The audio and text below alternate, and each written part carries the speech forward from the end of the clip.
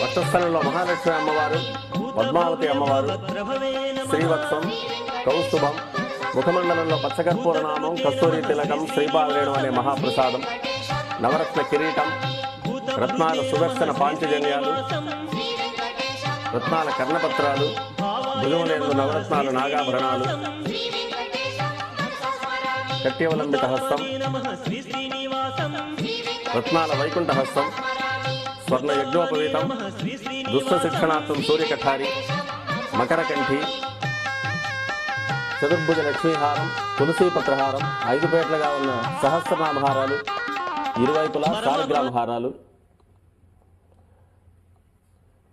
ఉగాది ఆస్థానానికి గాను స్వామివారు విశేషమైన తిరువాభరణం సమర్పణ చేసుకోనున్నారు.